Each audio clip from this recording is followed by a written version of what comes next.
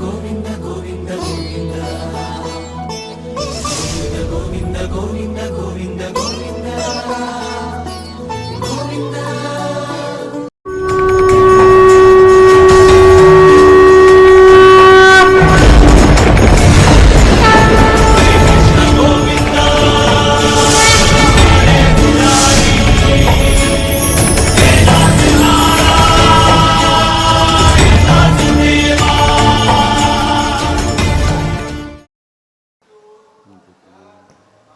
ఓం నమో వెంకటేశాయ. రసాత్మక సోమరూప వైశ్వానర భోక్తృరూప గోవింద గోవింద. పృథ్వీం ప్రవిశ్య జగతస్తు తదాశ్రితస్య సంధారణం విధివదేవ సమాకరోషి భోజ్యాత్మకస్త్వమసి సోమరసానుధారీ భోక్త్రాత్మకస్త్వమథ పావకరూపధారీ అని అఖిలాండకోటి బ్రహ్మాండ నాయకుడు దేవదేవుడు శ్రీ వెంకటేశ్వర స్వామి వారిని భక్తిగా స్తుతించుకుంటూ శ్రీకృష్ణ పరమాత్మ అనుగ్రహించిన శ్రీమద్భగవద్గీత గ్రంథం యొక్క అధ్యయన కార్యక్రమాన్ని ఈ శుభ సాయంకాల వేళ మనం ప్రారంభించుకుందాము. ప్రారంభంలో ఆచార్యుల వారితో కలిసి ప్రార్థనా శ్లోకాలను సంకల్పవాక్యాలను చదువుకుని ఈ కార్యక్రమానికి శుభారంభం చేసుకుందాం. ఓం నమో వెంకటేశాయ. శ్రీ గురు ప్రార్థన. గురుర్బ్రహ్మా గురుర్విష్ణు గురుర్దేవో మహేశ్వరః గురుః సాక్షాత్ పరం బ్రహ్మ తస్మై శ్రీ గురవే నమః. శ్రీనివాస ప్రార్థనా. సమానోదితానేక సూర్యేందు కోటి ప్రభాపూరతుల్యద్యుతిందుర్నిరీక్షం న శీతం న చోష్ణం సువర్ణావదాత ప్రసన్నం సదానంద సంవిత్స్వరూపం.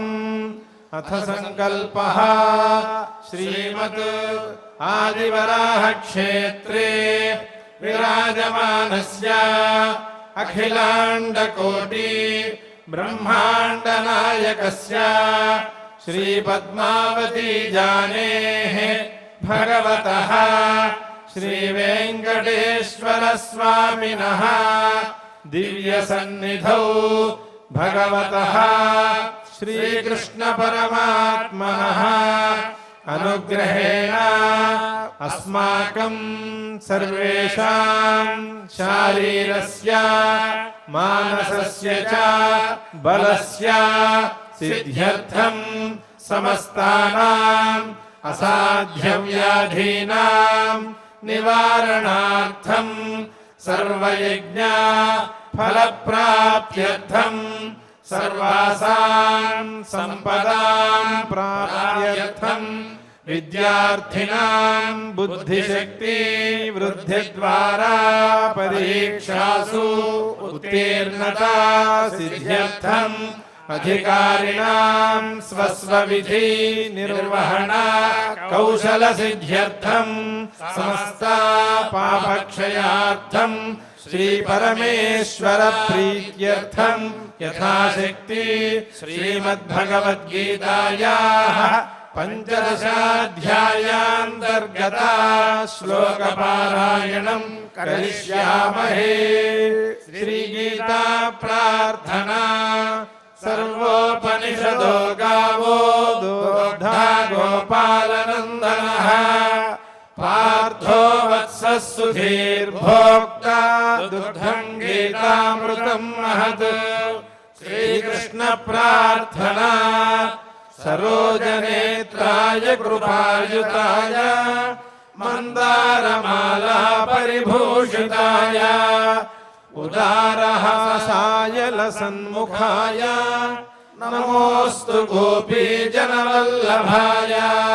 శ్రీవేదవ్యాస ప్రార్థనా. కలిమలాస్త వివేక దివాకరం సమవలోక్య తమోబలితం జనం కరుణయా భువి దర్శిత విగ్రహం మునివరం గురువ్యాసమహం భజే. శ్రీ గురుభ్యో నమః. ఉద్యోగినం పురుషసింహముపైతి లక్ష్మీ దైవేన దేయమితి కాపురుషా వదంతి. దైవం నిహత్య కురు పౌరుషమాత్మశక్త్యా యత్నే కృతే యది న సిద్ధ్యతి కోత్ర దోష అని ఒక సుభాషితం. సంపదలు ప్రయత్నం చేసేవాడికి దగ్గరికి తమంతట తామే వస్తాయి. ఉద్యోగినం పురుష సింహముపైతి లక్ష్మీ. ప్రయత్నం చేసేటువంటి, నిరంతరం ప్రయత్నం చేసే స్వభావం ఉండేటువంటి వాడి దగ్గరికి లక్ష్మి తనంతట తానే వలచి వస్తుంది. అటువంటి పురుష సింహాన్ని చూసి లక్ష్మీదేవి తానే వలచి వస్తుంది. అలా కాకుండా దైవేన దేయం, నాకు అదృష్టపరంగా ఏమి ప్రాప్తిస్తే అదే చాలు, అదృష్టపరంగా ఏమి సిద్ధిస్తే అదే చాలు అని అనుకోవటం అనేది సత్పురుషుల యొక్క లక్షణమైతే కాదు. దైవేన దేయమితి కాపురుష వదంతి. కొంచెం ప్రయత్న లోపం ఉన్నవాళ్ళు, ప్రయత్నం చేయటంలో బద్ధకం ఉన్నవాళ్ళు ఇలాంటి మాటలు మాట్లాడతారు. దైవం నిహత్య కురు పౌరుషం ఆత్మశక్త్య. అదృష్టం అనేది ఒకటి తప్పకుండా ఉంది, కానీ దాన్ని నేను లెక్క చేయవలసిన అవసరం లేదు. అది ఎలా ఉంటే అది అలా పనిచేసుకుంటూ వెళుతుంది. నేను మాత్రం నా శక్తికి తగ్గట్టుగా ప్రయత్నం చేస్తాను అని అనుకునేవాడే నిజమైనటువంటి వీరుడు, నిజమైనటువంటి పురుష సింహుడు. దైవం నిహత్య, దైవాన్ని అదృష్టాన్ని లెక్క చేయకుండా నిహత్య పౌరుషం, పురుష ప్రయత్నాన్ని మాత్రం ఆత్మశక్తిగా తనకు ఎంత శక్తి ఉందో అంత శక్తితో గనక చేసుకున్నట్లయితే విజయం తప్పకుండా వరిస్తుంది. లక్ష్మి తనంతట తాను వలచి వస్తుంది. అన్ని సంపదలు సదరు సాధకుడికి కలుగుతాయి.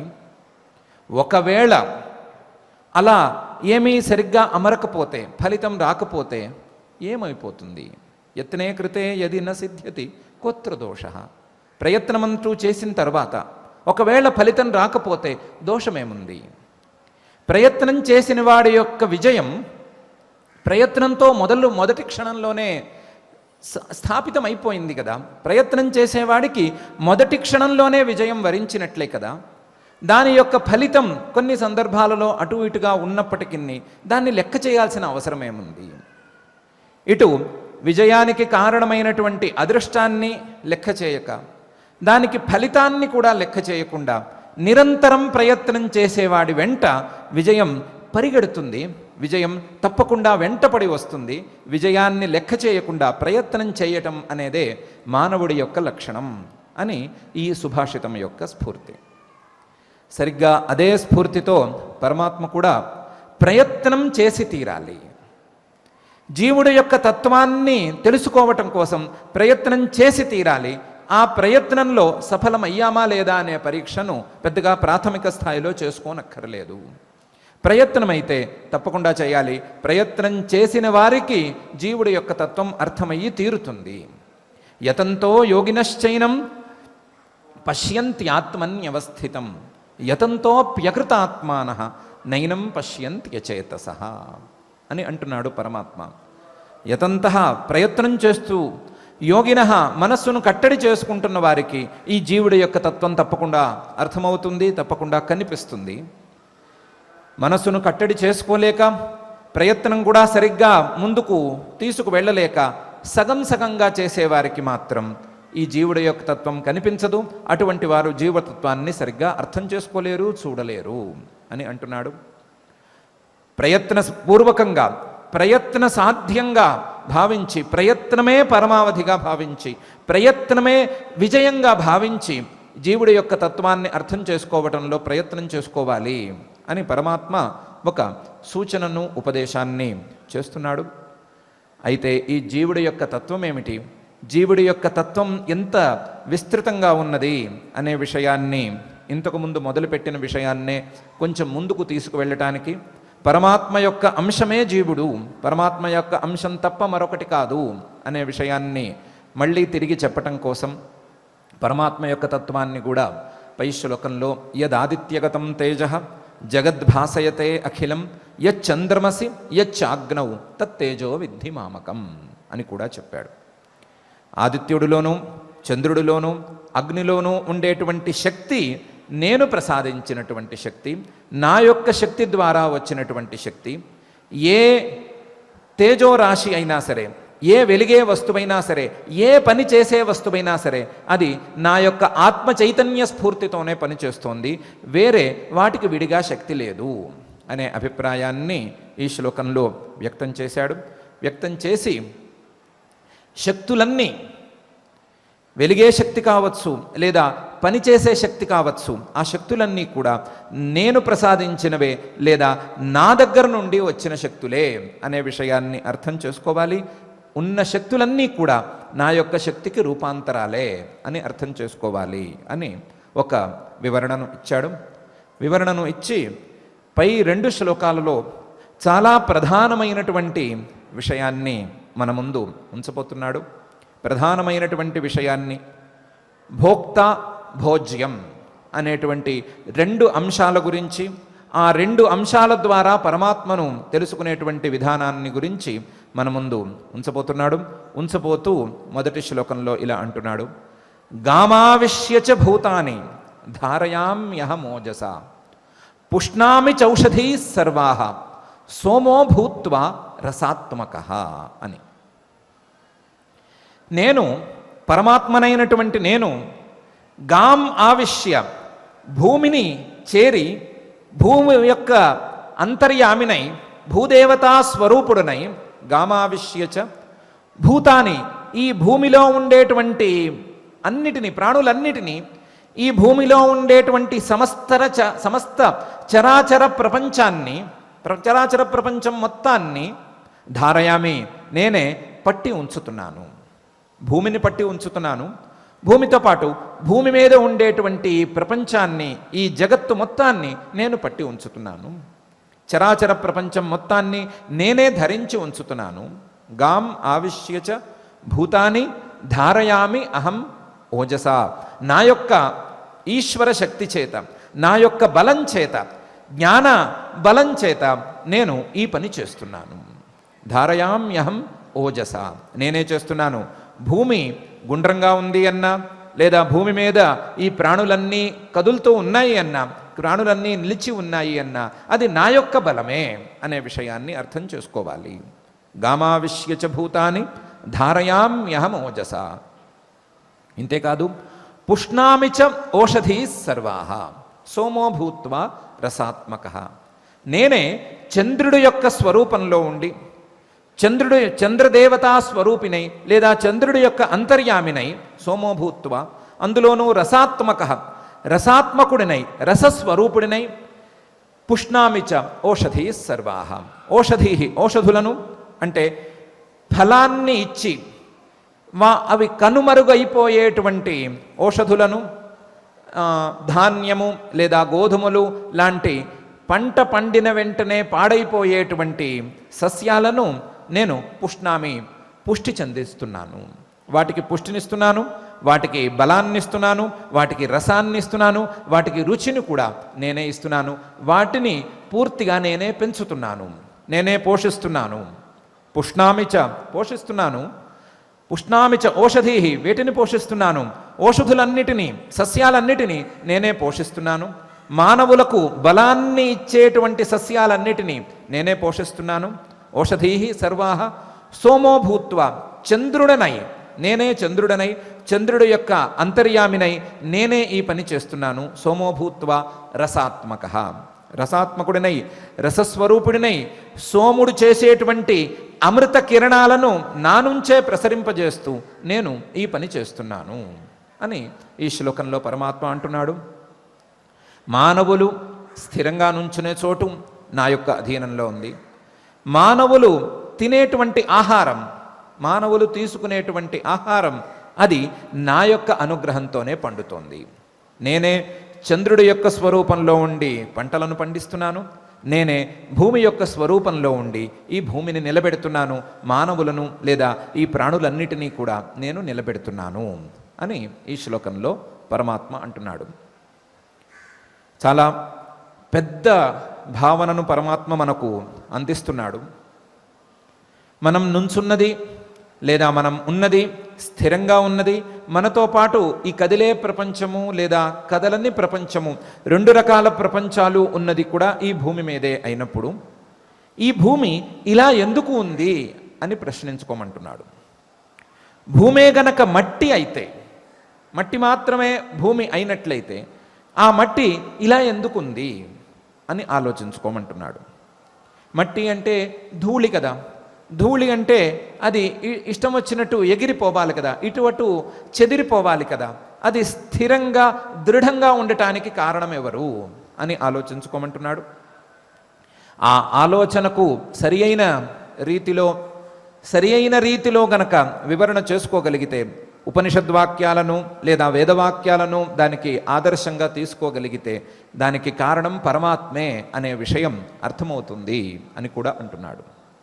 దానికి తగ్గట్లుగా ఆ పరమాత్మ ఇటు పృథివిని, అటు పైన ఉండేటువంటి స్వర్గలోకాన్ని లేదా ద్యులోకాన్ని, వీటన్నిటిని కూడా పట్టి ఉంచుతున్నాడు అనే అర్థం వచ్చేటువంటి మంత్రాన్ని లేదా ఉపనిషద్ వాక్యాన్ని మనసులో ఉంచుకోమంటున్నాడు. ఏన ద్యౌహు ఉగ్రా పృథివీ చ దృఢ అనేటువంటి వాక్యాన్ని మనసులో ఉంచుకోమంటున్నాడు. పృథివీ ధూళి రూపంలో ఉండేటువంటి ఈ భూమి ఎందుకు చెదిరిపోకుండా ఉంది, ఎందుకు ఇటు ఎగిరిపోకుండా ఉంది అంటే పరమాత్మ యొక్క బలం ద్వారా మాత్రమే అది గడ్డకట్టి ఉంది అనే విషయాన్ని, ఆ మంత్రంలో చెప్పిన విషయాన్ని అర్థం చేసుకోమంటున్నాడు. అర్థం చేసుకుంటూ గాం ఆవిశ్యచ భూతాని ధారయామి అహం ఓజస అనే వాక్యాన్ని సరిగ్గా అర్థం చేసుకోమంటున్నాడు. గామావిశ్య భూమిలోకి ప్రవేశించి భూమి యొక్క స్వభావాన్ని కూడా దాటి భూమిని దృఢం చేసి బలం చేసి దానిని మొత్తం ఈ చరాచర ప్రపంచం మొత్తం నిలవటానికి వీలుగా చేసింది నేనే అనే విషయాన్ని, పరమాత్మ యొక్క విభూతిని అర్థం చేసుకోమని ఈ శ్లోకంలో పరమాత్మ మనకు ఉపదేశం చేస్తున్నాడు. ఆ భూమి పెళుసుగా ఉండటం లేదా ధూళి రూపంలో ఉండటం లేదా అది గట్టిపడటం అనే అంశం మనకు సరిగ్గా మనస్సుకు ఎక్కుతుందో ఎక్కదో. భూమి అనేది గనక మట్టి అయితే గనక చేత్తో పిడికిట్లో పట్టుకోవడం ఎంత కష్టం, లేదా అది ధూళి రూపంలో ఉంటే గనక ఎంత తొందరగా జారిపోతుంది, ఇలాంటి చిన్న చిన్న ఉదాహరణలతో దీన్ని అర్థం చేసుకోవటం కష్టం అని అనుకుంటే ఒక చిన్న ఆఖ్యానం చెప్పుకుంటే దీనికి సరిపోతుంది. వేణుడు అని ఒక మహారాజు గారు ఉండేవారు. ఆయన చాలా అధార్మికంగా ప్రవర్తిస్తున్నాడు అని తెలిసింది. చాలా అధార్మికంగా ఉన్నాడు. ఎవరిని ప్రేమగా చూసుకోవటం లేదు. రాజుకు ఉండాల్సినటువంటి లక్షణాలు ఏవి ఈ వేణుడిలో లేవు. ప్రజలను ప్రేమగా చూసుకోవడు, ప్రజలను గిల్లేస్తూ ఉంటాడు. దీనితో పాటుగా ప్రజలను గిల్లటమే కాకుండా నేను తప్ప మరెవరూ ఇక్కడ సమర్థుడు లేడు, నా గురించే మీ పూజలు లేదా మీ యజ్ఞాలు మీ యాగాలు ఇవన్నీ జరగాలి అని అనటం ప్రారంభించాడు. అది చాలా తీవ్రమైనటువంటి స్థాయికే వెళ్ళింది. ఎక్కడో సృష్టి ప్రారంభ కాలంలోని పరిస్థితే ఇది. ఇలా వెళ్ళగా ఒకరోజు మహర్షులందరూ కలిసి వేణుడి దగ్గరకు వెళ్ళి ఉపదేశం చేశారు. ఇది సరి అయిన పద్ధతి కాదు, యజ్ఞాలు యాగాలు నిన్ను ఉద్దేశించి ఎవరూ చేయరు, అది దేవతలకు చెందవలసిందే, నీకు దక్కవలసిన గౌరవం ఏదో నీకు దక్కుతుంది. రాజుగా ఎంత గౌరవం దక్కించాలో అంత గౌరవం అయితే దక్కుతుంది, కానీ మిగతా అంతకంటే ఎక్కువగా నువ్వు ఆశించకూడదు అని చెప్పి చూశారు. ఈ వేణుడు కాస్త మహర్షులను కూడా అవమానించాడు. మహర్షులు కూడా చేసేదేం లేక హుంకరించారు. ఆ హుంకారానికి వేణుడు కాస్త మరణించాడు. మరణించేసరికి రాజ్యంలో అరాచక స్థితి ఏర్పడిపోయింది. రాజ్యం నిలబెట్టాలి అంటే, రాజ్యం నిలవాలి అంటే రాజు తప్పకుండా కావాలి. ప్రజలను ధార్మికమైనటువంటి మార్గంలోకి నడిపించటానికి, సరి అయిన రీతిలో వ్యవహారం సాగటానికి రాజు యొక్క అవసరమైతే చాలానే ఉంది. కాకపోతే రాజు ఏమో హుంకారంతో మరణించి ఉన్నాడు, ఆయనకు పిల్లలు కూడా లేరు. ఇలాంటి పరిస్థితులలో ఏం చేయాలి అని మహర్షులందరూ ఆలోచించి ఆయన దక్షిణ భుజం అంటే కుడి భుజాన్ని మథించారు. అరణి అని ఒక చెక్క ముక్క ఉంటుంది, దానితో వాళ్ళు మథించారు. మథిస్తే అందులోంచి ఒక బాలకుడు పుట్టాడు. దీంట్లో వేరువేరు సైంటిఫిక్ ఆస్పెక్ట్స్ ఉన్నాయి, వాటిని మనం ముట్టుకోకూడదు. బాలకుడు పుట్టాడు. పుట్టిన వాడికి పృథువు అని పేరు పెట్టారు. పృథువు అని పేరు పెట్టి ఆయనకు రాజ్యం ఇచ్చారు. నువ్వు జాగ్రత్తగా రాజ్యపాలన చేసుకో అని చెప్పారు. చెప్పి వీళ్ళందరూ వారి వారి స్థానాలకు వెళ్ళిపోయారు. వెళితే ఈయన పృథువు గారు రాజ్య వ్యవహారం మొదలు పెడితే రాజ్యం అంతా అల్లకల్లోలంగా ఉంది. ఎక్కడ చూసినా బీడు భూములే ఉన్నాయి, ఎక్కడ చూసినా దుమ్ములేస్తోంది. ఏ స్థలంలో చూసినా సరే దుమ్ము లేస్తోందే తప్ప ఎక్కడా పంటలు పండటం లేదు, వ్యవసాయం సాగటం లేదు, ఎక్కడ ప్రజలకు సరి అయినటువంటి ఆహారం లభించటం లేదు. దీనికి కారణం ఏమిటి అని ఆయన ఆలోచించాడు. ఆలోచిస్తే ఆయన దివ్య దృష్టికి విషయం అందింది. ఆయన శ్రీమన్ మహావిష్ణువు యొక్క అవతారం పృథువు గారు. అందువలన దివ్య దృష్టితో ఆలోచిస్తే ఇంతకాలం తన తండ్రి గారు వేణుడు భూమాతను సరిగ్గా గౌరవించలేదు. రాజ్యంలో తన అహంకారాన్ని నిలబెట్టుకోవడానికి ప్రయత్నాలే చేసుకున్నాడు, కానీ వ్యవసాయం కానీ దానికి తగినటువంటి పనులు కానీ ఏవీ సరిగ్గా చేయలేదు. అప్పటికి సృష్టి ప్రారంభమై కొన్ని రోజులే అయి ఉండటం వలన భూమి యొక్క భౌగోళిక స్థితులు కూడా సరిగ్గా లేవు. అందువలన అంత దుమ్ముగా ఉంది, అంత పంటలకు లేదా తిండికి దక్కటానికి అనువుగా ఏమీ వాతావరణం లేదు అనే విషయాన్ని ఆయన అర్థం చేసుకున్నాడు. దీనికి కారణం ఎవరు అని ఆలోచిస్తే లోపల భూమాత లేదా భూదేవి కనిపించింది. ఆవిడ ఈ వేణుడి మీద కోపం కొద్దీ, తనను గౌరవించలేదు అనే కోపం కొద్దీ తనలో ఉండేటువంటి శక్తులను బయట పెట్టకుండా అవన్నీ లాగేసుకుని కూర్చుని ఉంది. అందువలన ఏ భూమి పంటలకు యోగ్యంగా లేదు, ఏ భూమి తడిసి లేదు, అంత పొడిబారి ఉంది, అంత ధూళిగా ఉంది. ఈయనకి కోపం వచ్చింది. కోపం వచ్చి తండ్రి గారు ఏదో తప్పు చేసి ఉండొచ్చు, అప్పుడు భూమి ఇలా వ్యవహరించటం అనేది సరి అయితే అయిండొచ్చు, కానీ ఇప్పుడు నేను వచ్చాను కదా, ధార్మికంగానే పాలన మొదలు పెట్టాను కదా, ఇప్పుడు కూడా భూమి ఇలా ఎందుకుంది అని అనుకున్నాడు. అనుకుని భూమిని ఎలా దండించాలి అని ఆలోచిస్తున్నాడు. ఆలోచిస్తుంటే ఈయన ప్రభావం భూమికి అర్థమైంది. ఈయన శ్రీమన్ మహావిష్ణువు యొక్క అవతారం అనే సంగతి కూడా ఆవిడకి అర్థమైంది. అర్థమయ్యి ఏమి దండిస్తాడో అని భయమేసి ఆవు రూపం ధరించి పారిపోతోంది. ఆవు రూపంలో ఉంటే గోమాతను ముట్టుకోకూడదు, లేదా దండించకూడదు, లేదా కనీసం హాయ్ హాయ్ అని కూడా అనకూడదు అని అనుకుంటాడు. అందులో ధార్మికుడైనటువంటి రాజు కాబట్టి నాకు ప్రమాదం ఉండదు అని అనుకుంది. ఈయన భూమాత ఎప్పుడైతే గోరూపాన్ని ధరించి వెళ్ళిపోవటం మొదలుపెట్టిందో అప్పుడు పరిగెత్తుకుని వెళ్ళి ఆవిడ్ని గట్టిగా పట్టేసుకున్నాడు. దండించలేదు, తెలివైన వాడే. ఆవిడ్ని గట్టిగా పట్టుకున్నాడు. పట్టుకుని, అమ్మా, ఆయన కాలంలో అలా జరిగితే జరిగి ఉండొచ్చు, ఇప్పుడు నేను జాగ్రత్తగానే ఉన్నాను కదా, ఎందుకు వెళ్ళిపోతున్నావు? ఇలా వెళ్ళిపోవటం న్యాయం కాదు కదా, ఇంతమంది ప్రజలున్నారు, వీళ్ళందరినీ సరి అయిన రీతిలో కాపాడాల్సిన బాధ్యత నాకెంతుందో నీకు అంతే ఉంది, కాబట్టి ఇలా పారిపోవటం ఏంటి, నీ శక్తులన్నిటినీ ఉపసంహరింపజేయటం ఏంటి, నువ్వు నీ బాధ్యతల నుండి తప్పించుకోవటం ఏమిటి అని గట్టిగా పట్టుకుని అడిగాడు. అడిగితే ఆవిడ, ఇలా కాదు, ఇంతవరకు జరిగిందేదో జరిగిపోయింది, చేయవలసినటువంటి పనులు కొన్ని నువ్వు గనక చేసినట్లయితే మళ్ళీ అవన్నీ యథాస్థానానికి వస్తాయి, కాస్త మెట్ట భూములు ఎక్కువైనాయి, సారవంతమైనటువంటి భూములు తక్కువైనాయి, కాబట్టి మొదలు సారవంతమైనటువంటి భూములను గుర్తించటము, వాటిని నదీ తీరాలలో సరి అయిన రీతిలో పెంచుకుంటూ ఉండటం లాంటి పనులు చేయాలి, వ్యవసాయానికి కావలసినటువంటి సామగ్రినంతా సమకూర్చాలి, కూర్చి అప్పుడు నన్ను అడగాలి, అప్పుడు నాలో ఉండేటువంటి శక్తులను నేను ప్రవేశపెడతాను, ప్రవేశపెట్టినప్పుడు పంటలు పండుతాయి, రాజ్యమంతా సుభిక్షంగా ఉంటుంది అని చెప్పింది. అప్పుడు ఆయన తన శక్తులను ఉపయోగించి మెట్ట భూముల్ని పల్లం భూముల్ని కొంచెం సరిచేశాడని, తర్వాత పట్టణాలన్నీ కూడా నదుల పక్కనే ఉండాలని, రాజ్యాలు సాధ్యమైనంత వరకు నదులకు దగ్గరగా ఉండాలి అనేటువంటి వ్యవస్థను ఏర్పాటు చేశాడనని, ఆ నదులకు దగ్గరలోనే కొంచెం పట్టణాలకు దూరంగా వ్యవసాయం బాగా సాగేట్లుగా ఏర్పాట్లు చేశాడనని, ఏర్పాట్లు చేసి వ్యవసాయం భూమి యొక్క ధూళిపోయి భూమి కొంచెం తడిగా ఉండేటువంటి పరిస్థితులను, ఆ తడిగా ఉండేటువంటి భూమిల్లో వ్యవసాయం చేసుకుని ప్రజలందరూ రక్షణ పొందేటట్లుగా, ఆహారాన్ని సంపాదించుకుని ప్రజలు రక్షణ పొందేటట్లుగా ఏర్పాటు చేశాడని మనకు పురాణాల ద్వారా తెలుస్తోంది. ఈ కథను శ్రీమన్ మహావిష్ణువు యొక్క అవతారమైనటువంటి పృథువు చరిత్ర యొక్క, పృథువు గారి చరిత్రను దృష్టిలో ఉంచుకుంటే భూమి యొక్క శక్తి, ఆ శక్తిని నడిపించేది, ఆ శక్తిని సరి అయిన సమయంలో సరి అయిన దిశలో నడిపించేది పరమాత్మ యొక్క శక్తే అనే విషయం మనకు కొంచెం లీలగానైనా అర్థమవుతుంది. ఆ విషయాన్ని అంతకుమించి అంతర్యామిత్వాన్ని కూడా దృష్టిలో ఉంచుకుంటూ పరమాత్మ గామావిశ్యచ భూతాని ధారయామ్యహమోజస అని అంటున్నాడు. దీనితో పాటుగా పుష్ణామిచ ఓషధీహి సర్వాహ సోమో భూత్వా రసాత్మక అని రెండో వాక్యం అంటున్నాడు. భూమిలో నీళ్లు లేదా తడి, ఆ తడిలో ఎవరో పంటలు వేశారు, వేసినంత మాత్రాన ఆ పంటలకు శక్తి రావాలి అనే నియమమేమీ లేదు.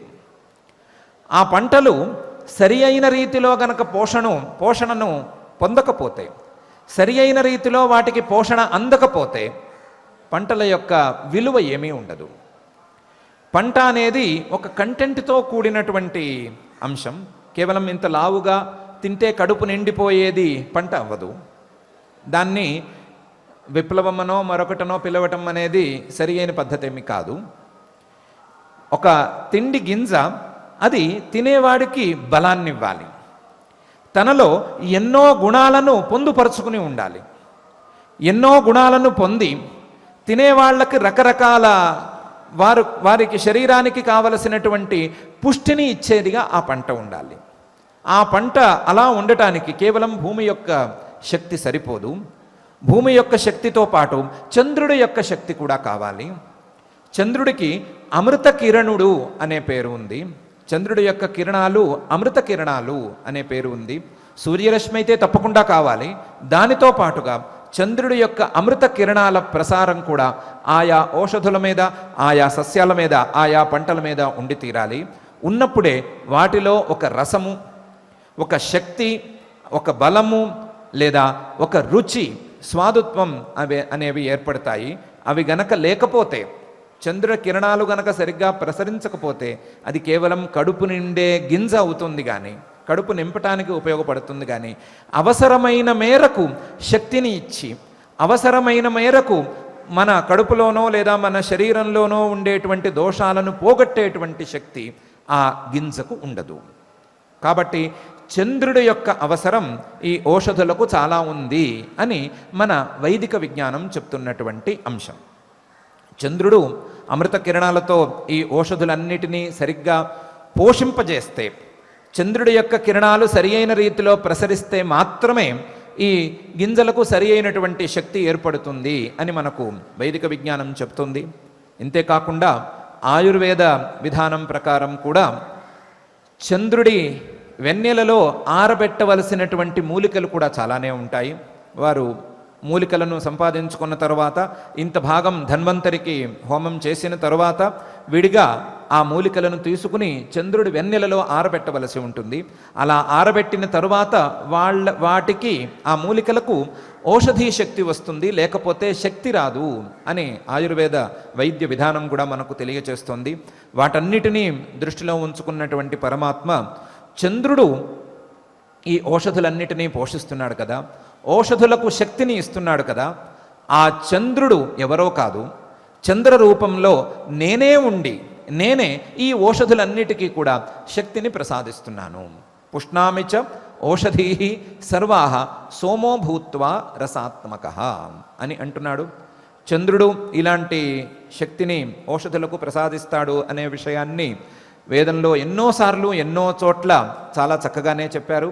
త్వమిమా ఔషధీ సోమ విశ్వాః త్వమపో అజనయస్త్వంగాః త్వమాతతంథోర్వంతరిక్షం త్వంజ్యోతిషా వితమో వవర్ధ అని ఒక వేదవాక్యం మనకు చెప్తోంది.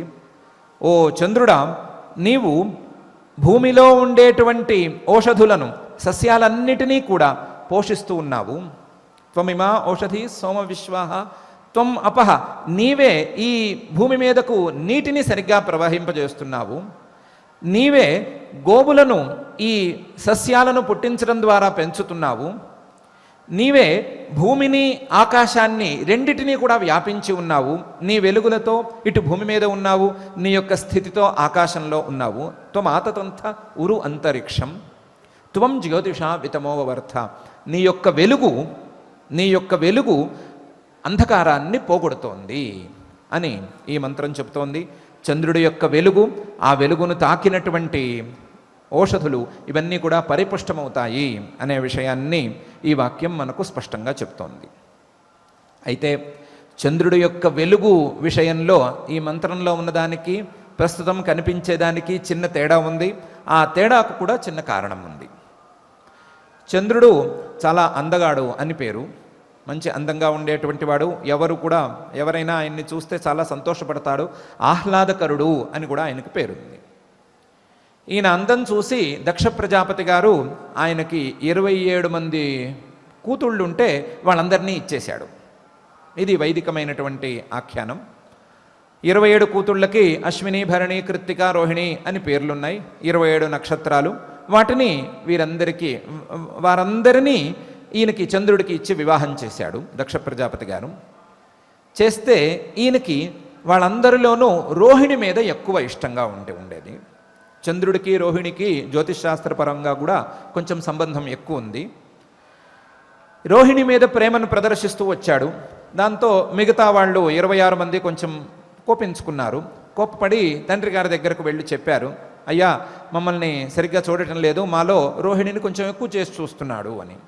ఆయన మామగారు మళ్ళీ ఒకసారి చంద్రుడిని పిలిపించాడు, అల్లుడిని పిలిపించి నేను నీకు ఇచ్చినటువంటి పుత్రికలందరినీ సమానంగా చూసుకోవాలి, అది నీ ధర్మం, ఒకరిని ఎక్కువ ఒకరిని తక్కువ చూసి నా దాకా వచ్చేదాకా చేయొద్దు అని ఒకసారి చెప్పి చూశాడు.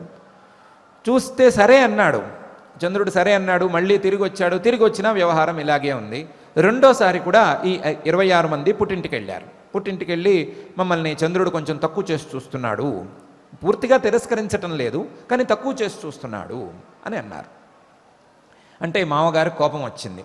కోపం వచ్చి, నేను ఇంత భక్తిగా నీకు కాళ్ళుగడి కన్యాదానం చేసినప్పుడు నా మీద గౌరవంతో ఉండాలి, వాళ్ళు నీకు అనుకూలంగా ఉన్నారు, వాళ్ళ మీద ప్రేమతో ఉండాలి, రెండూ లేకుండా నువ్వు వ్యవహరిస్తున్నావు కాబట్టి భార్యలను అని అక్కడ సందర్భంలో ఉన్నది, భార్యను ప్రేమగా చూసుకోవటం లేదు కాబట్టి, భార్యను తగిన రీతిలో గౌరవించటం లేదు కాబట్టి నీకు క్షయవ్యాధి వచ్చుగాక అని శపించేశాడు. క్షయవ్యాధి వచ్చింది, రాజయక్ష్మ అని కూడా పేరుంది దానికి. ఆ రాజయక్ష్మ వ్యాధి నీకు వచ్చుగాక అని శపించేశాడు. అంతవరకు మామగారంటే లెక్క లేకుండానే ఉన్నాడు పాపం ఈయన. కానీ ఆ తర్వాత మాత్రం కొంచెం భయమేసి మామగారు కాళ్ళ మీద పడ్డాడు. అయ్యా ఈ తప్పు ఇంకొకసారి చెయ్యను, నేను మీరు చెప్పినట్టే నడుచుకుంటాను, నాకు ఈ క్షయవ్యాధి పోయేందుకు ఏమైనా ఉపాయం చెప్పండి అని అడిగాడు. అడిగితే మామగారు కొంచెం మెత్తపడి సరస్వతీ నదిలోకి వెళ్ళి స్నానం చేసి, నువ్వు నేను చెప్పినటువంటి తపస్సు చేయి, కొన్ని యాగాలున్నాయి వాటిని చేయి, ఇవన్నీ చేస్తే దోషం పోతుంది, కానీ నా మాట మాత్రం సామాన్యమైంది కాదు, నువ్వు పిల్లనిచ్చిన మామగారిని కష్టపెట్టావు, పిల్లనిచ్చిన మామగారిని కష్టపెడితే ఆ ఊసురు ఉత్తునే పోదు, అందువలన ఎన్ని చేసుకున్నా సరే నువ్వు క్రమంగా 15 రోజుల పాటు ఒక్కొక్క కళ పోగొట్టుకుంటూ తగ్గిపోతూ ఉంటావు, మళ్ళీ క్రమంగా ఒక్కొక్క కళ పెంచుకుంటూ 15 రోజుల పాటు చివరికి నీ పూర్తి కళలతో ఒకరోజు ఉంటావు, 15 రోజుల పాటు క్రమంగా తగ్గిపోతూ ఉంటావు, మళ్ళీ 15 రోజుల పాటు పెంచుకుంటూ పోతావు. ఇట్లా నీ క్షయం అనేది, నీ కళాక్షయం అనేది కొద్దిగా ఉండి తీరవలసిందే. మానవులకు ఈ విషయంలో ఎంతో కొంత అవగాహన కలగవలసిందే. పిల్లనిచ్చిన మామగారిని ఇబ్బంది పెట్టినా, పెళ్లి చేసుకున్నటువంటి భార్యను ఇబ్బంది పెట్టినా, అనవసరమైన కారణాలతో అనవసరమైన సందర్భాలలో అనవసరంగా భార్యను అవమానించిన, ప్రేమగా చూసుకోకపోయినా జరిగే శాస్తి ఏంటి అని మానవులకు తెలియవలసిందే. కాబట్టి నీ క్షయను కొంచెం మారుస్తున్నాను, నీ క్షయంగా మారుస్తున్నాను, క్రమంగా క్షయం పొందుతావు, క్రమంగా వృద్ధి పొందుతావు, వృద్ధి క్షయాలను పొందుతూ ఉంటావు అని ఆయన శాపాన్ని తిరగరాశాడు. తిరగరాసిన మీదట చంద్రుడు ఈ విధంగా ఉన్నాడు అని మనకు ఆఖ్యానం చెబుతుంది. ఈ ఆఖ్యానంలో ప్రధానంగా మనం అనుకోదలుచుకున్న విషయాలన్నీ అనుకున్నాము. ఈ ప్రధానమైనటువంటి విషయాలతో పాటు చంద్రుడు ఒకే విధంగా ఉండకపోవటానికి కారణం కూడా ఈ రకంగా మనకు వైదిక ఆఖ్యానం ద్వారా తెలుస్తూ ఉన్నది. కానీ ఏ విధంగా ఉన్నా సరే, ఎంతలా ఉన్నా సరే, చంద్రుడి యొక్క ప్రభావం, చంద్రుడి యొక్క కిరణాలు ప్రసరించిన తరువాతనే, చంద్రుడి యొక్క కిరణాల ప్రసారం ఉన్న తరువాతనే పంటలకు, ఆ ధాన్యపు గింజలకు సరి అయిన రీతిలో శక్తి వస్తుంది అనే విషయం ప్రధానమైనటువంటి విషయం. ఆ శక్తిని ఇచ్చేది పరమాత్మే అనేది ఇప్పుడు మనకు ప్రధానమైనటువంటి విషయం. ఆ ప్రధానమైన విషయాన్ని చూపిస్తూ పరమాత్మ పుష్ణామిచ ఓషధీహి సర్వాహ సోమో భూత్వా రసాత్మకః అని అంటున్నాడు. ఇలా 2 భాగాలలో పంటలకు ఆశ్రయమైనటువంటి భూమిలోని శక్తిని నేనే ప్రసాదిస్తున్నాను అని, ఆ పంటలకు గింజలకు కూడా శక్తిని నేనే ప్రసాదిస్తున్నాను అని 2 భాగాలలో గామావిశ్యచ భూతాని ధారయామ్యహమోజస పుష్ణామి చౌషధీ సర్వాః సోమో భూత్వా రసాత్మకః అని 2 భాగాలతో చెప్పినటువంటి పరమాత్మ ఈ పంటలు గింజలు అన్నం రూపంగా పరిణమించినాయి, తినే వస్తువుగా పరిణమించినాయి, వండినవో వండనివో ఏదో విధంగా తినే వస్తువుగా రూపాంతరాన్ని పొందినాయి. తినే వస్తువుగా రూపాంతరాన్ని పొందిన తరువాత వాటిని తిన్న తరువాత పరిస్థితి ఏమవుతుంది, తిన్న తర్వాత ఏమవుతుంది, ఏం జరుగుతోంది, ఆ జరగటానికి కారణం ఏమిటి అనే విషయాన్ని పై శ్లోకంలో ఇలా చెప్తున్నాడు. అహం వైశ్వానరో భూత్వా ప్రాణినాం దేహమాశ్రితః ప్రాణాపాన సమాయుక్తః పచామ్యన్నం చతుర్విధం అని. అహం నేనే వైశ్వానరో భూత్వా, వైశ్వానరుడు అనే పేరుతో ప్రాణుల యొక్క జఠరంలో కడుపులో ఉండి ప్రాణినాం దేహమాశ్రితః, ప్రాణినాం తినేటువంటి ప్రాణుల యొక్క దేహాన్ని చేరుకుని తినేటువంటి ప్రాణుల యొక్క దేహంలో ఉండేటువంటి జాఠరాగ్ని రూపాన్ని ధరించి అహం వైశ్వానరః భూత్వా ప్రాణినాం దేహమాశ్రితః ప్రాణాపాన సమాయుక్తః, నాకు సహాయంగా ప్రాణాన్ని అపానాన్ని వాయువు యొక్క సంచారాన్ని ఉపయోగించుకుంటూ ఆ వాయు సంచారంతో కలిసి ప్రాణాపాన సమాయుక్తః పచామి అన్నం చతుర్విధం, 4 విధాలుగా ప్రాణులు తినేటువంటి అన్నాన్ని నేనే అరిగిస్తున్నాను. పంట పండింది, పండిన పంట తిండి రూపాన్ని ధరించింది, తినేందుకు అనువుగా తయారైంది. అది దానంతటదే పండిన పండు రూపంలో ఉంటే ఉండవచ్చు, లేదా వండిన వస్తువు రూపంలో ఉండవచ్చు. ఏ విధంగా ఉన్నా సరే వస్తువు తిన్న తరువాత, వస్తువును మానవుడు లోపలికి తీసుకున్న తరువాత అది అరక్కపోతే ఇంకా చెప్పనవలసిన అవసరమేమీ లేదు. అది గనక సరి అయిన రీతిలో అరిగి శక్తి రూపంలో పరిణమించి మానవుడికి తన యొక్క శరీరం మొత్తం కావలసినటువంటి శక్తిని అందించలేకపోతే ఈ ఆహారం యొక్క ఉపయోగం ఉండదు. ఈ ఆహారం ఆ సమయంలో విషంగా పరిణమిస్తుంది. విషం అనేది మానవుణ్ణి ఏం చేస్తుంది, లేదా ప్రాణుల్ని ఏం చేస్తుంది అంటే పూర్తిగా సంహరించి వేసేస్తుంది. కానీ కడుపులో జీర్ణం కాకుండా మిగిలిపోయినటువంటి జీర్ణ వ్యవస్థ యొక్క అవసరమే లేని స్థాయిలో గనక ఆహారం లోపల ఉంటే అది విషంగా పరిణమిస్తుంది. కొన్ని సందర్భాలలో సంహారం దాకా కూడా తీసుకువెళుతుంది. అటువంటి పరిస్థితి రాకుండా తిన్న ఆహారం జీర్ణం అవ్వటానికి కడుపులో ఒక అగ్ని లేదా కొన్ని ద్రవాల రూపంలో ఉండేటువంటి అగ్ని కడుపులో ఉండే సంగతి అందరికీ తెలిసిందే కదా.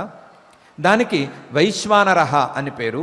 ఇంకో మాటలో జాఠరాగ్ని అని పేరు ఉంది.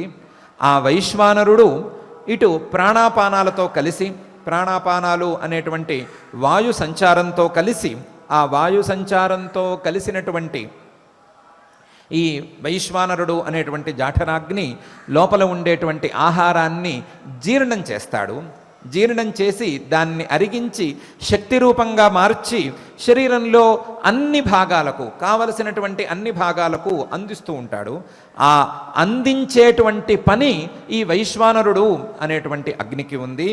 ఆ వైశ్వానరుడు అంటే వేరే ఎవరో కాదు, నేనే. అహం వైశ్వానరః, నేనే ఆ వైశ్వానర రూపాన్ని ధరించి ఉన్నాను.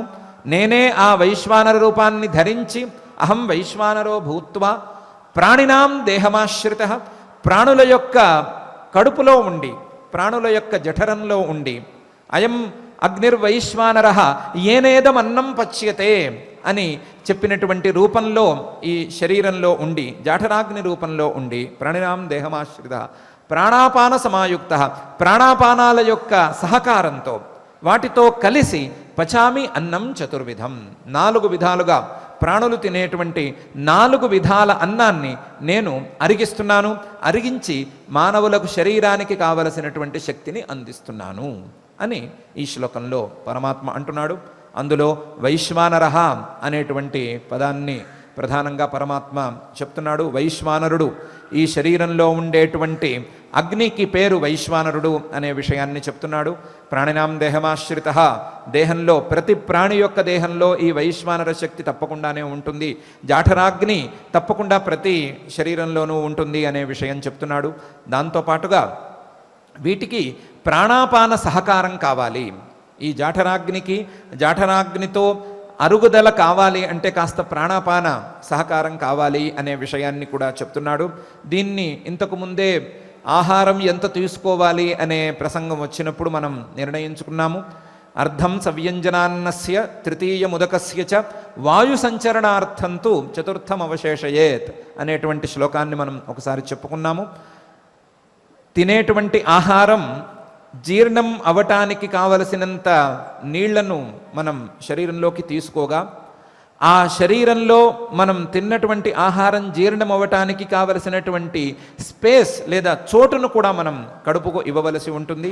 ఆ చోటులో ఈ ప్రాణాపానాల సంచారం జరిగినప్పుడు, గాలి సంచారం వాయు సంచారం సరిగ్గా జరిగినప్పుడు ఆ వాయువు ఊదినట్లుగా చేస్తే ఈ జాఠరాగ్ని లేదా ఈ వైశ్వానరుడు కాస్త రగులుతాడు. రగిలినప్పుడు ఆ అన్నానికి అరుగుదల అనేది ఏర్పడుతుంది. అలా కాకుండా పీకల దాకా గనక పూర్తిగా నింపేస్తే లేదా పూర్తిగా దట్టించేసేస్తే గాలి చొరబడదు. గాలి చొరబడకపోతే ఈ అగ్ని రగలదు. అగ్ని రగలకపోతే ఈ అరుగుదల అనేటువంటి క్రియ ఏర్పడదు అనే అంశాన్ని కూడా పరమాత్మ దూరంగా సూచన చేస్తున్నాడు. సరి అయిన రీతిలో సరి అయిన తగిన ఆహారమే తీసుకోవాలి, కానీ ఎక్కువ ఆహారం తీసుకోకూడదు అనేటువంటి స్ఫూర్తిని కూడా పరమాత్మ ఈ భాగంలో చూపిస్తున్నాడు. ప్రాణాపాన సమాయుక్త అనటం ద్వారా. అలాగే పచామి అన్నం చతుర్విధం అని అంటున్నాడు. 4 రకాలుగా తినేటువంటి వస్తువులను లేదా 4 రకాలుగా ఉండేటువంటి తీసుకునేటువంటి వస్తువులను నేనే అరిగిస్తున్నాను అని అంటున్నాడు. దానికి భక్ష్యం, భోజ్యం, లేహ్యం, చోష్యం అని 4 పేర్లున్నాయి. ఆ 4 పేర్లతో ఉండేటువంటి వస్తువులన్నిటినీ నేనే అరిగిస్తున్నాను అని అంటున్నాడు. అందులో భక్ష్యం అంటే పళ్ళతో గట్టిగా, కాస్త మెత్తగా కాస్త గట్టిగా ఉండి పళ్ళతో నమిలితేనే తెలగనిగినటువంటి పదార్థాలు భక్ష్యం. భోజ్యం అంటే దానికంటే కొంచెం తక్కువ స్థాయిలో ఉండి ఎంతో కొంత నమలటం, నాలుక అలాగే పళ్ళు ఈ రెండిటి సంబంధం ద్వారా తినగలిగినటువంటి వస్తువులు. భక్ష్యాలు అంటే కొంచెం కరకరగా ఉండేటువంటి వస్తువులు అనుకుంటే, భోజ్యాలు అంటే కొంచెం అంతకంటే తక్కువ స్థాయి వస్తువులు. లేహ్యం అంటే నాలుకతో తీసుకునేటువంటి వస్తువు. చోష్యం అంటే తాగేసే వస్తువు, పూర్తిగా మింగేసేటువంటి వస్తువు, నాకవలసిన అవసరం కూడా లేకుండా గొంతులోకి జారిపోయేటువంటి వస్తువు అని 4 రకాలుగా చెప్తారు. ఇందులో కొంచెం అభిప్రాయ భేదాలు కూడా ఉన్నాయి. చోష్యం అంటే నమిలేసి రసాన్ని మింగేసి ఉమ్మేసేటువంటి దాన్ని చోష్యం అనాలి అని కూడా కొంతమంది అంటారు. కొంతమంది మరొక రకంగా అంటారు. ఏ విధంగా ఉన్నా సరే గట్టిగా తినదగిన స్థాయిలో ఉండేటువంటి వస్తువులు, దానికంటే కొంచెం తక్కువగా ఉండేటువంటి స్థాయి వస్తువులు, దానికంటే మెత్తగా ఉండి నాకటానికి నాలుకతో ఆస్వాదన చేసుకోవడానికి వీలుగా ఉండేటువంటి వస్తువులు, అవి కూడా కాకుండా పూర్తిగా మింగటానికి వీలుగా పూర్తిగా పల్చగా ఉండేటువంటి వస్తువులు. ఇలా 4 రకాల వస్తువులను మానవులు ఆహారంగా స్వీకరిస్తారు. అవి వండినవి కావచ్చు లేదా వండకుండా సహజ సిద్ధంగానే పండినవైనా కావచ్చు. ఏ రకంగా ఉన్నా సరే వీటన్నిటినీ కూడా లోపల వైశ్వానరాగ్ని రూపంలో ఉండి, వైశ్వానరుడు అనే పేరు కలిగినటువంటి అగ్ని రూపంలో ఉండి నేనే అరిగిస్తున్నాను, నేనే అరిగిస్తూ మానవులకు శక్తిని ప్రసాదిస్తున్నాను అని పరమాత్మ ఈ శ్లోకంలో అంటున్నాడు.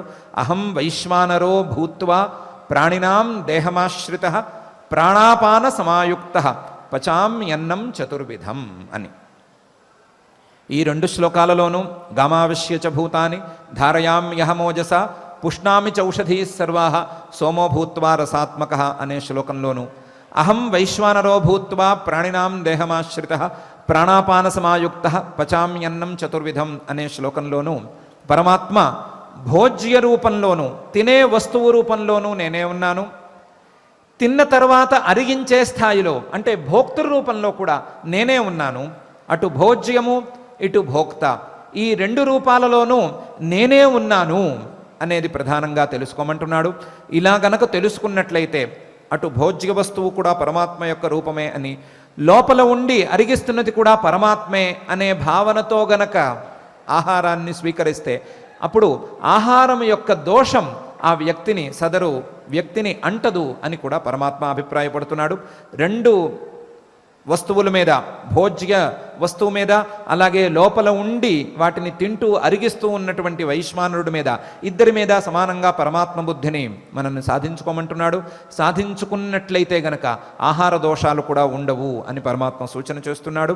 కనీసం ఈ 2 శ్లోకాలను భోజనానికి ముందు పఠించుకుంటే ఆహార దోషం యొక్క తీవ్రత అయినా కొంచెం తగ్గుతుంది అని కూడా పెద్దలు అంటారు. అలా ఆహార దోషాన్ని పోగొట్టేటువంటి భావనను, దానికంటే పై స్థాయి అయినటువంటి అంతర్యామి భావనను, దానికంటే పై స్థాయిలో ఉండేటువంటి సర్వాత్మత్వాన్ని ప్రదర్శిస్తూ ఈ 2 శ్లోకాలను పరమాత్మ మనకు ఈ ఉపదేశ రూపంగా వివరిస్తున్నాడు. మనం ఈ పరమాత్మ చెప్తున్నటువంటి భోజ్య రూపంలో పరమాత్మ ఉన్నాడు అనేటువంటి భావనను, అలాగే మన శరీరంలో కూడా అరిగిస్తున్నది పరమాత్మే లేదా పరమాత్మ యొక్క శక్తే అనే భావనను కొద్దిగా మనసులోకి తెచ్చుకునే ప్రయత్నం చేద్దాం. ప్రయత్నం చేసుకుంటూ భోజనానికి ముందు ఈ 2 శ్లోకాలను పారాయణం చేసుకునేటువంటి కనీస అలవాటునైనా మనం పెంచుకుంటూ మన ఆహార దోషాలను పోగొట్టుకుందాం. ఆహార దోషాలను పోగొట్టుకోవటం ద్వారా మనస్సును శుద్ధం చేసుకుందాం. మనస్సును శుద్ధం చేసుకోవటం ద్వారా పరమాత్మ యొక్క వ్యాప్తిని, పరమాత్మ యొక్క తత్వాన్ని అర్థం చేసుకునేటువంటి ప్రయత్నం చేద్దాం. మనం చేసుకునేటువంటి ప్రయత్నానికి, మన ఆహార శుద్ధికి, అలాగే మన అంతఃకరణ శుద్ధికి అన్నిటికీ ప్రమాణంగా నిలవవలసిందిగా ఆ అఖిలాండకోటి బ్రహ్మాండ నాయకుడు దేవదేవుడు శ్రీ వెంకటేశ్వర స్వామి వారిని భక్తిగా ప్రార్థించుకుందాం.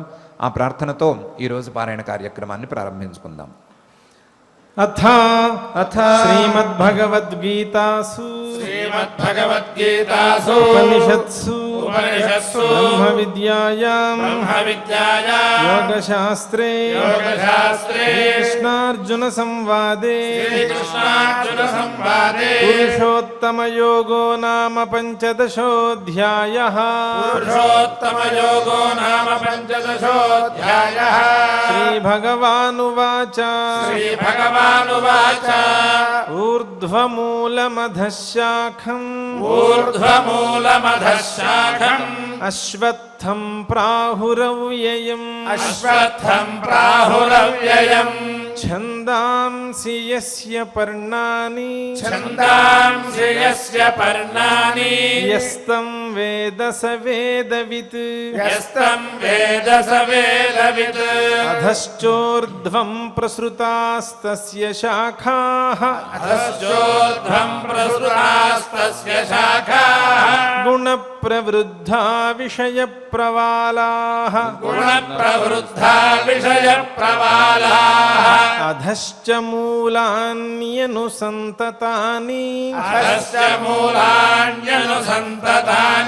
కర్మానుబంధీని మనుష్యలోకే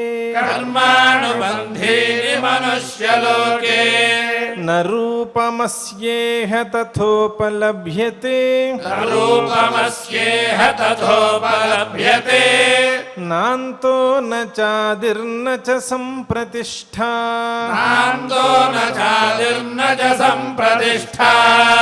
అశ్వత్థమేనం సువిరూఢమూలం అసంగశస్త్రేణ దృఢేన చిత్వా తతః పదం తత్పరిమార్గితవ్యం యస్మిన్ గతా న నివర్తంతి భూయః తమేవ చాద్యం పురుషం ప్రపద్యే యతః ప్రవృత్తిః ప్రసృతా పురాణీ నిర్మాణమోహాజిత సంగదోషాః అధ్యాత్మ నిత్యా వినివృత్తకామాః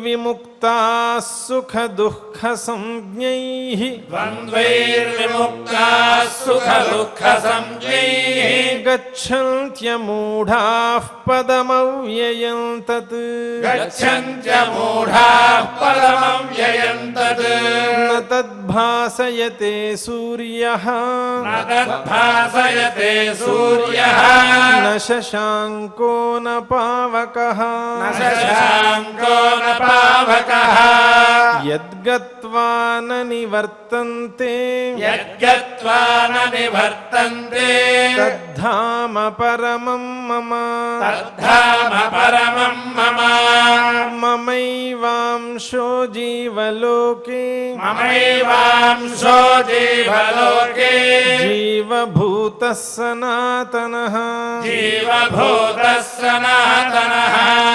मनःषष्ठानीन्द्रियाणि मनःषष्ठानीन्द्रियाणि प्रकृतिस्थानि कर्षति प्रकृतिस्थानि कर्षति शरीरं यदवाप्नोति शरीरं यदवाप्नोति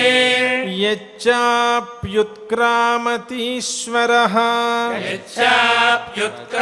यच्चाप्युत्क्रामतीश्वरः गृहीत्वैतानि संयाति गृहीत्वैतानि संयाति वायुर्गन्धानि वाशयात् वायुर्गन्धानि वाशयात् श्रोत्रं चक्षुस्पर्शनं च श्रोत्रश्चक्षुस्पर्शनं च रसनं घ्राणमेव च रसनं घ्राणमेव च अधिष्ठाय मनश्चायम् अधिष्ठाय मनश्चायं विषयानुपसेवते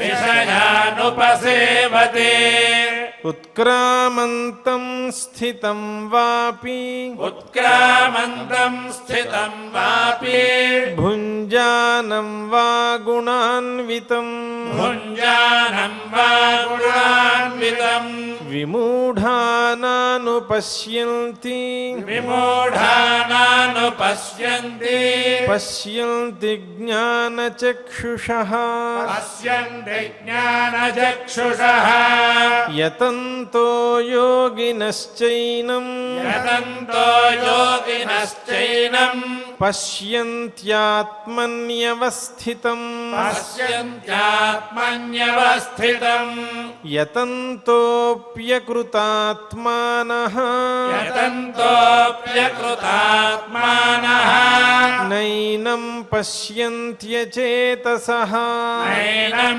पश्यन्त्यचेतसः यदादित्यगतं तेजः यदादित्यगतं तेजः जगद्भासयतेऽखिलम् जगद्भासयतेऽखिलम् यच्चन्द्रमसि यच्चाग्नौ यच्चन्द्रमसि यच्चाग्नौ तत्तेजो विद्धि मामकम् तत्तेजो विद्धि मामकम् गामाविश्य च भूतानि गामाविश्य च भूतानि धारयाम्यहमोजसा धारयाम्यहमोजसा पुष्णामि चौषधीः सर्वाः पुष्णामि चौषधीः सर्वाः सोमो भूत्वा रसात्मकः सोमो भूत्वा रसात्मकः अहं वैश्वानरो भूत्वा अहं वैश्वानरो भूत्वा प्राणिनां देहमाश्रितः प्राणिनां देहमाश्रितः प्राणापानसमायुक्तः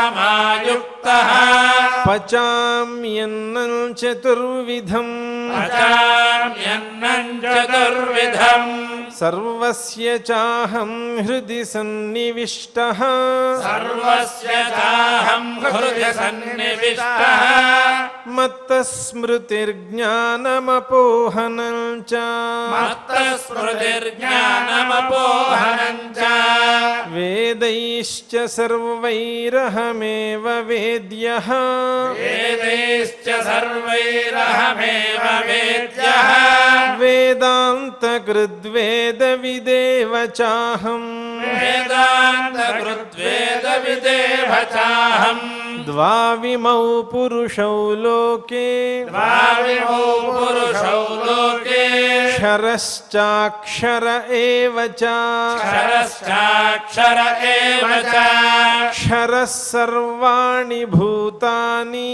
क्षरः सर्वाणि भूतानि कूटस्थोऽक्षर उच्यते कूटस्थोऽक्षर उच्यते उत्तमः पुरुषस्त्वन्यः उत्तमः पुरुषस्त्वन्यः परमात्मेत्युदाहृतः परमात्मेत्युदाहृतः यो लोकत्रयमाविश्य यो लोकत्रयमाविश्य बिभर्त्यव्यय ईश्वरः बिभर्त्यव्यय ईश्वरः यस्मात्क्षरमतीतोऽहम् यस्मात्क्षरमतीतोऽहम् अक्षरादपि चोत्तमः अक्षरादपि चोत्तमः अतोऽस्मि लोके वेदे च अतोऽस्मि लोके वेदे च प्रथितः पुरुषोत्तमः प्रथितः पुरुषोत्तमः यो मामेवमसम्मूढः यो मामेवमसम्मूढः जानाति पुरुषोत्तमम् जानाति पुरुषोत्तमम् स सर्वविद् भजति माम् स सर्वविद् भजति माम् सर्वभावेन भारत सर्वभावेन भारत इति गुह्यतमं शास्त्रम् इति गुह्यतमं शास्त्रम् इदमुक्तं मया नघ इदमुक्तं मया नघ एतद्बुद्ध्वा बुद्धिमान् स्यात् एतद्बुद्ध्वा बुद्धिमान् स्यात् कृतकृत्यश्च भारत कृतकृत्यश्च भारत इति श्रीमद्भगवद्गीतासु इति श्रीमद्भगवद्गीतासु उपनिषत्सु उपनिषत्सु ब्रह्मविद्यायां ब्रह्मविद्यायां योगशास्त्रे योगशास्त्रे कृष्णार्जुनसंवादे श्रीकृष्णार्जुनसंवादे पुरुषोत्तमयोगो नाम पञ्चदशोऽध्यायः पुरुषोत्तमयोगो नाम पञ्चदशोऽध्यायः ఇంతవరకు 15వ అధ్యాయంలో ఉండే శ్లోకాలన్నిటినీ శ్రద్ధగా పారాయణం చేసుకున్నాం. ఆచార్యులు వారితో కలిసి మంగళ శ్లోకాలను చదువుకుని ఈ కార్యక్రమాన్ని మంగళాంతంగా పూర్తి చేసుకుందాం. యత్ర యోగేశ్వరః కృష్ణో యత్ర పార్థో ధనుర్ధరః तत्र श्रीर्विजयो भूतिर्ध्रुवा नीतिर्मतिर्मम अथ क्षमा प्रार्थना यदक्षरपदभ्रष्टं मात्राहीनं च यद्भवेत् तत्सर्वं क्षम्यतां देवनारायण नमोऽस्तु ते. अथ भगवत्समर्पणम् कायेन वाचा मनसेन्द्रियैर्वा बुद्ध्यात्मना वा प्रकृते स्वभावात् करोमि यद्यत् सकलं परस्मै नारायणायेति समर्पयामि. अथ लोकक्षेम प्रार्थना सर्वे भवन्तु सुखिनः सर्वे सन्तु निरामयाः सर्वे भद्राणि पश्यन्तु मा कश्चित् दुःखभाग् भवेत्. अथ मङ्गलम् श्रियः कान्ताय कल्याणनिधये निधयेऽर्थिनाम् श्रीवेङ्कटनिवासाय श्रीनिवासाय मङ्गलम्.